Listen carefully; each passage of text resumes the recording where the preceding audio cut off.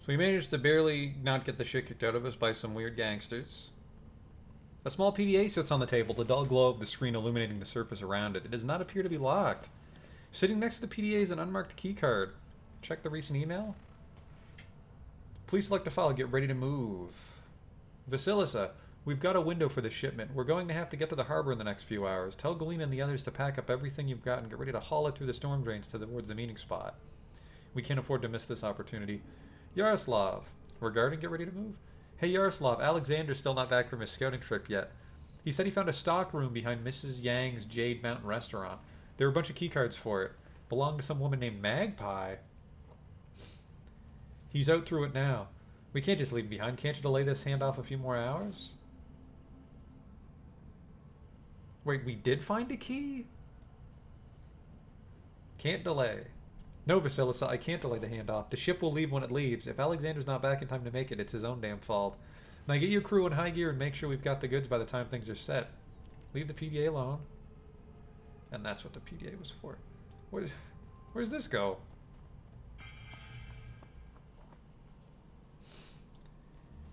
Are you a doctor? Can you give me full health so I don't have to buy medkits? See you later, Zippy. I got some holes in me that I'd like unfilled. Or actually, I would like them filled. Oh boy.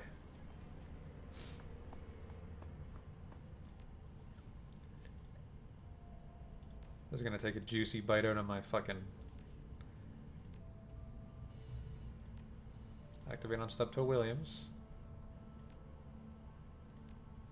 Roof.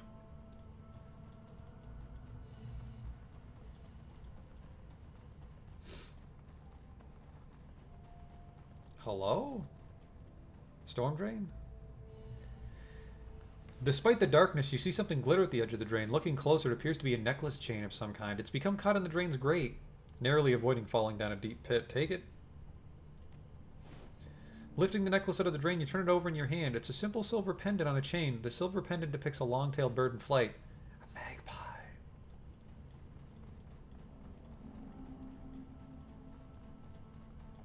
Oh good, blood piles. Body parts.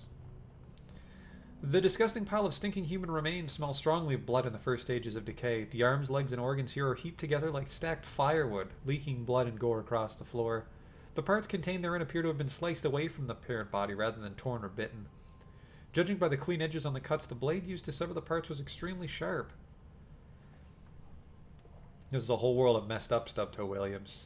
Isabel takes a moment to suppress a retch. You think the killer stashed these here? They're stacked. They've been organized. This is our killer, all right.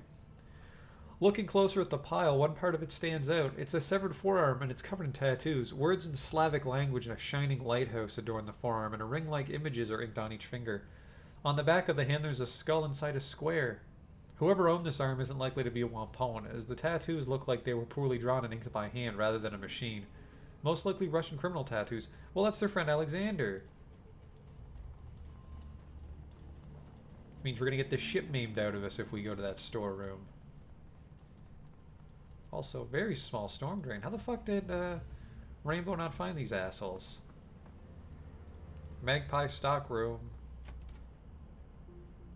Open door. Food.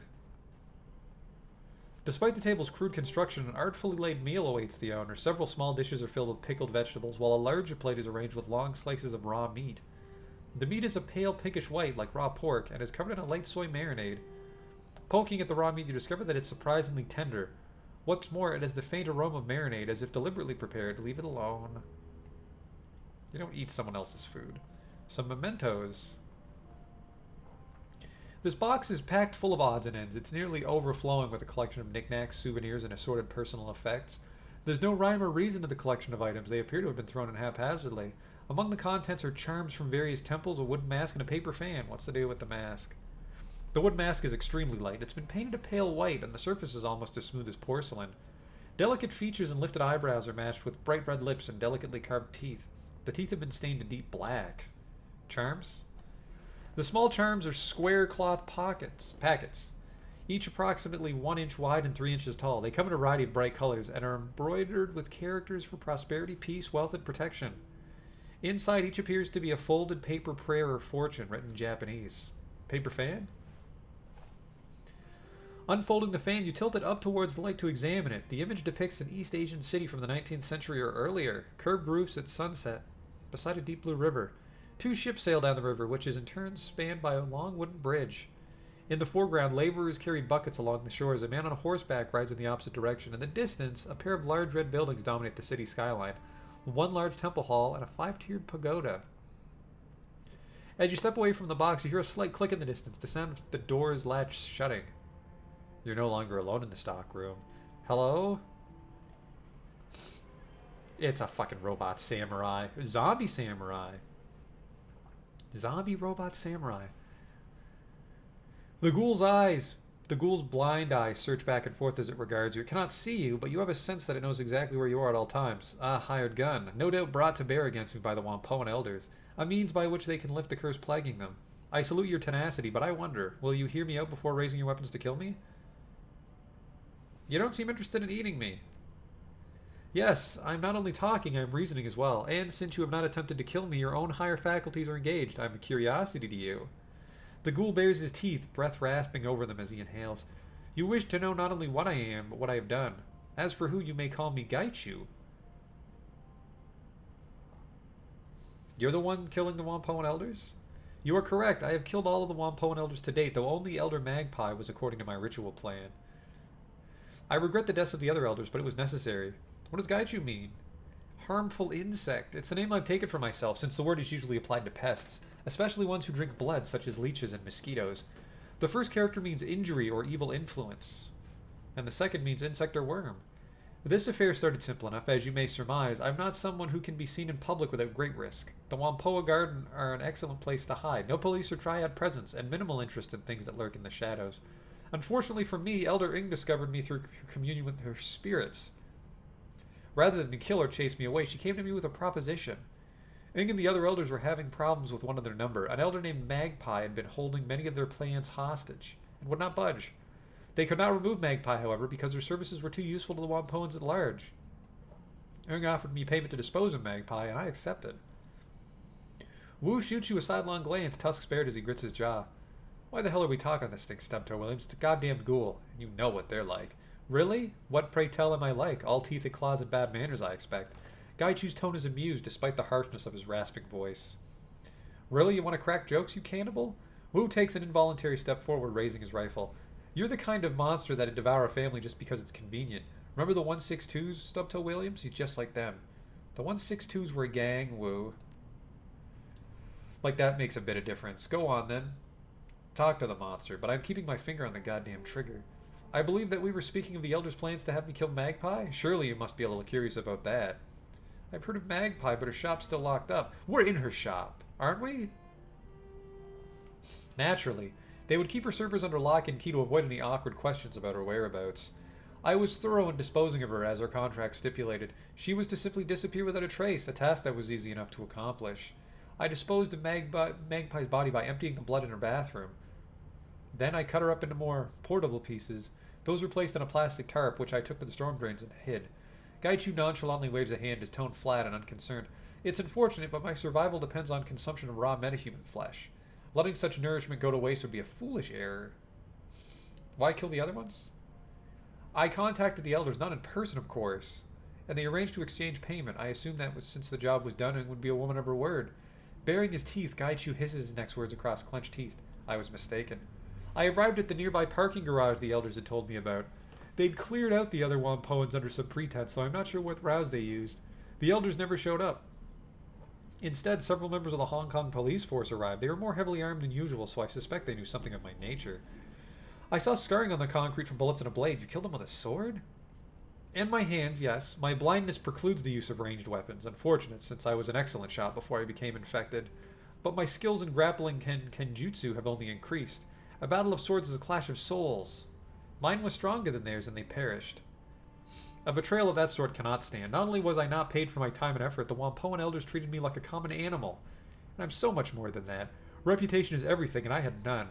I had hoped to build a network of contacts so that I would be able to continue finding work, but with that treachery, my hopes were dashed. I decided to become the monster that they feared. I've become the monster that they treated me as. One by one, I've eliminated them. They know how to contact me and could have ended their nightmare at any time by making amends. I would have asked for more money, but I would have ceased my hunt, yet they did not. Instead, they contacted you, no doubt asking you to eliminate me where the police had failed. So I ask you, what now? What will you do? Will you attempt to finish what the Wampoans started, or will you treat me with the same humanity I've treated you? Questions. What would you know? Did you eat the elders? Some of them, not all. My condition requires that I consume raw metahuman flesh. I do not require a great deal to survive. Perhaps 3 to 4 pounds a week. Consequently, there is vastly more supply than demand. Is this your armor? Ah, yes, I felt a ragged edge on one shoulder plate. I assumed it was removed when one of the police officers shot me with his rifle. The hazards of war include unkempt attire, unfortunately. Why would the elders have killed you instead of paying you? Any number of reasons. They are notorious cheapskates and will always try to save money when dealing with outsiders. It could be their natural inclination towards profit. They may regard me as subhuman and therefore unworthy of respect. It could be that they felt I was too dangerous to allow to live. It could even be that they simply did not like me. The net result is the same, however. They reneged on a deal we brokered and attempted to have me killed. A message must be sent. Blood must be paid. As they've hired you to kill me, they obviously have not learned their lesson. If I let you live, what will you do? Kill the rest of the elders and anyone else they send to exterminate me. It's a matter of survival. Should I ever have the opportunity to work freelance again, potential employers need to understand the price of betrayal. These murders are my curriculum vitae in revenge. I've made my decision. Oh, what then will you do? How will this story end? Oh man, come and work with me. I can be your face. A curious offer. And what are the elders? Will you allow me the satisfaction of killing them? I want to see what they have to say first. Huh. I would counsel you not to believe their words, but you have the sound of one who is wary as a matter of course. Very well. Let us wait until a bit later in the night. Most pedestrians will be off the street, and it will be easier for us to approach the Wampoa without being noticed. Sounds great. Everyone else is going to have to calm down about our new friend. Look at this.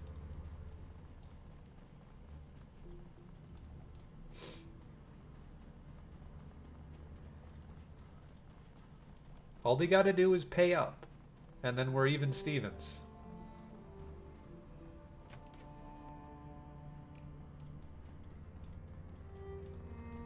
Hello, elders? Elders. As you approach, Elder Ring's eyes widen. Her mouth falls open and the veins on her neck bulge. What are you doing? You've brought this thing into our home. Quick, kill it before it kills us. Porter hefts his pistol warily, but does not aim it at anyone. Yeah, I have to say, this isn't a good idea. Why the hell is a ghoul in here, and why is it wearing armor? Calm yourselves. I am not an it. Your elders know this intimately. Gaichu bares his teeth and erect his grin as he turns to face Ung. Good evening, Elder Ung. I can smell your fear, and I'm glad of this. It means you're learning the price of betrayal. Whoa, whoa, what the hell is going on here? Can someone explain to me why this ghoul is talking? Gaichu had a contract with the elders and they betrayed him. You dare accuse us of conspiring with a monster and covering it up? You're insane. The very idea is preposterous. Porter nods at the elders, looking back to you with a wary expression. I'm interested to hear what kind of evidence you have to support this theory, Stubtoe Williams. As far as I can tell, this monster killed Tong and the others, and that makes him a threat that should be eliminated. The elders hired Gaichu to kill Elder Magpie and make it look like she disappeared. You believe this vermin, this creature that feasts on metahuman flesh, that kills and dismembers our tribesmen? You're naive and foolish, man, if that's the case. Ung spits on the ground in front of Gaichu. What proof do you have that Magpie's dead? Ung, please. In matters where an elder is accused of breaking our law, the other elders generally judge them. In matters where all of them have been accused, I am authorized to act as judge. Oh, make your case, Shadowrunner. I found a necklace in the storm drains. Porter takes a moment to examine the necklace. He nods at you. This is definitely Elder Magpie's. If you found it in the storm drain, that's suspicious, but hardly proof on its own. Of course it's not proof. The number of things lost down storm drains in Hong Kong must number in the tens of thousands per year. And I'm certain that necklace isn't unique either. She hasn't been seen in a month, not by anyone. She wouldn't just disappear like that. That may be unlikely, but it's hardly impossible. You haven't established that the elders were involved. All you've done is make suppositions about it. What proof do you have that we hired and betrayed this creature? I won't sit by and listen to idle accusations without any kind of concrete evidence to back it up. What about the fight with the Hong Kong police force? How do you mean? What does it have to do with the elders and the ghoul?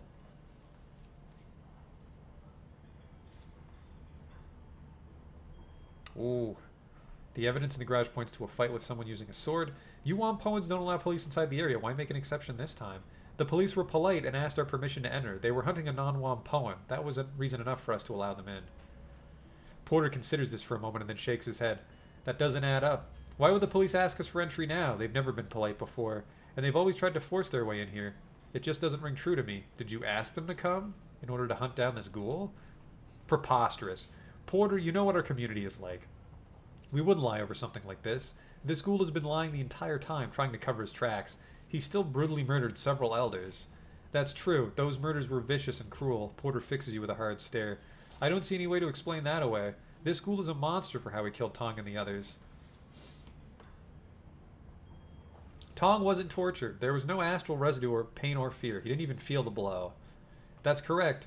I struck a single blow while his back was to me. His death was instant. Regrettable that he had to die for your following, but necessary to protect my reputation. Glares at Gaichu in stony silence before addressing Porter. You cannot believe what these people say. They're not to be trusted. And even if this is true, he still killed Tong. Maybe so, but a monster would not take Tong's suffering into account. He may be a killer, but he's not heartless. The scene of Tong's murder, like the others, was a deliberate sham. It was made to look like more horrific than it was. I believe you. The blood smeared on the walls, the removal of his skin. That's a scene designed to evoke horror, not the scene of an actual fight. Elders, what do you have to say in response? This is a farce. We've dedicated ourselves to protecting the Wampoan tribe and everyone who lives in Wampoa Garden. Do you really believe outsiders and monsters over our word? We who have only tried to end the killings? You've been duped, Porter. You and this Shadowrunner. I concur. Porter, you know me. You know the kind of person I am. I wouldn't be party to the killing of another elder. I can't believe we're even entertaining the notion that we have to defend ourselves. We should be disposing of this ghoul instead. Tang narrows his eyes at you, hissing. If you think I'll forget this, you're sorely mistaken. I will not tolerate this kind of insult. The elders were all too happy to have the red spears moved to the garage, almost like they wanted to keep anyone curious about the fight away. That's right. Ip, you even told me not to fight out what happened with the fight. You said the red spear gangers were moving in and to leave them alone. Why would you tell me not to look into it? I was only trying to protect you from the red spears. They're dangerous, which is why I wanted to deal with them directly. That's all I've got, Porter. All right. I think I have some idea of what's going on here. And what do you believe the real story is? The waters are muddy on this matter. The ghoul seems to be telling some of the truth, and I respect that. But the fact remains, he's a dangerous creature who's killed many of our number.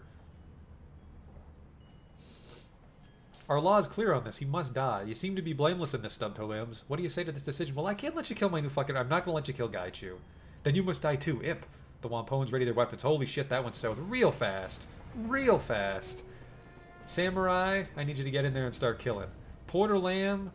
Oh, you could have been on my side, dude.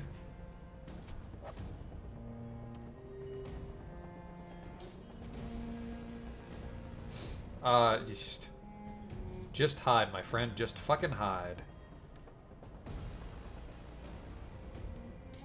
Just full auto this poor bastard. Oh my god. Right in the side of the fucking head. Sorry, Porter.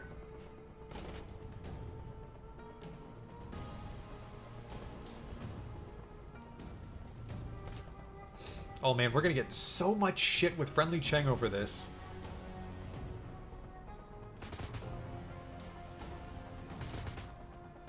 Alright, we got 2 down.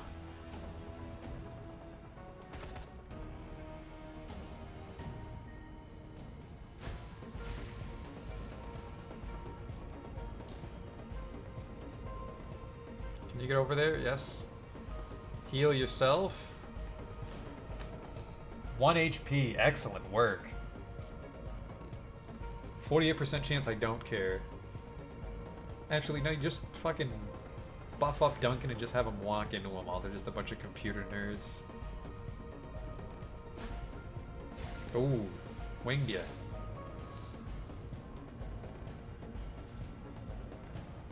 What if I do this? 60%? Go for it.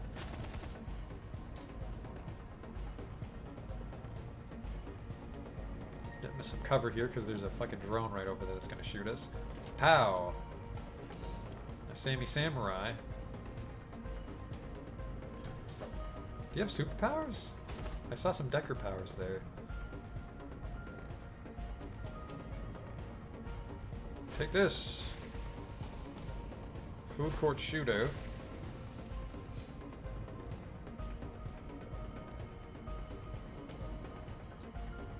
take the shot. Man, he has dope powers too? I want to see what he has. Water stance. The water stance offers no positive or negative effects. What's this?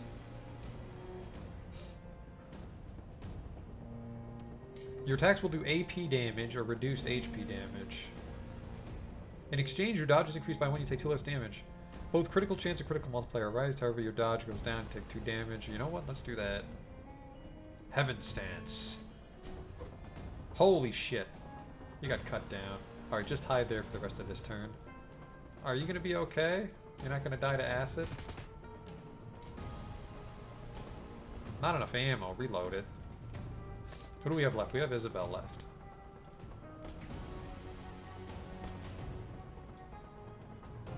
And, no, you're not. You're just gonna chill out while we end this.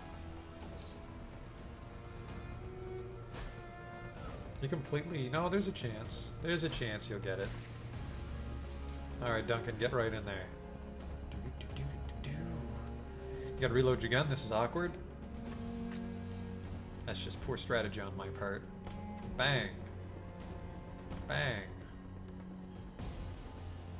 A little embarrassing we didn't get all the evidence.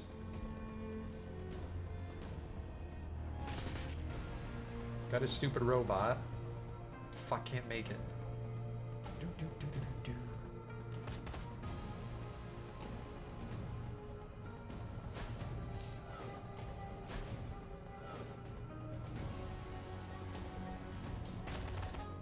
Probably should have flanked him.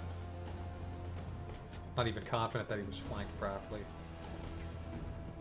Samurai friend will get him.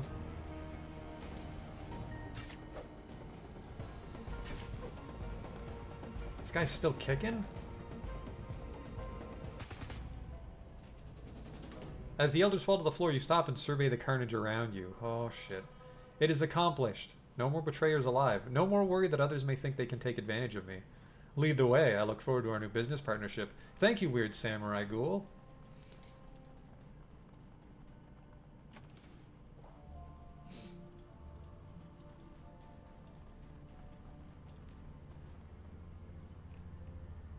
Return to Hioi. Optional. So it looks like we missed something in the parking garage that would have helped us change their mind. Whoops.